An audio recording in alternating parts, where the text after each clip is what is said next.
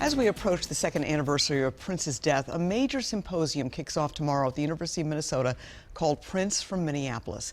The symposium is attracting people from around the world, and events will take place at the Wiseman Art Museum, Northrop Auditorium, and other venues. The organizers include Charles Smith, Prince's cousin and former bandmate, and Dr. Mike Alleyne, a professor at Middle Tennessee State University who is originally from London. Gentlemen, thank you so much for coming in. And in the break, I was asking you, Charles, did you ever think that there would be international academic conferences about your cousin? Oh, I had no idea. This is unbelievable, but well-deserved, though. Prince's music certainly transcends into that particular academia. Definitely would have recognized him. He would have loved this. Okay, and we want to show a picture, an old picture from back in the day, where we actually have a picture of baby Prince. You're in the picture as well. So Prince is on. He's on his dad's lap, and I'm sitting right next to him with the suspenders, which are funny.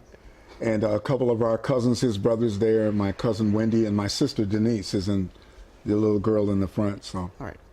Want to ask Professor Alleyne, you obviously from the academic perspective, how big and how emerging is this field of really studying Prince's contribution to the music world? It's enormous, perhaps unexpectedly so. I think that there were always streams of thought assessing his career and aspects of his creative impact, but of course his passing led to the emergence of a lot of those streams from below the surface into the mainstream. And now it's become much more dynamic and international than I think most people anticipated. And so a lot of the symposium, it's called Prince from Minneapolis, will focus on the Minneapolis ties. I think so many people here in our community took it for granted when he was here, when he was alive.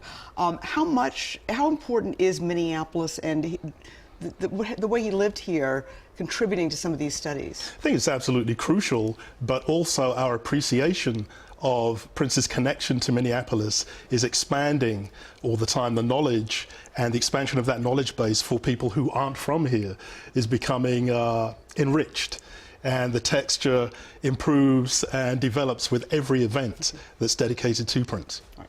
And Charles, I know that you were sort of a living link to his childhood. Was it obvious pretty early on that this was a prodigy? Certainly. I'm not going to try to act like I would have forecasted this, he'd be this big, but the genius was already there, and if anybody would have been able to pull it off, it was him.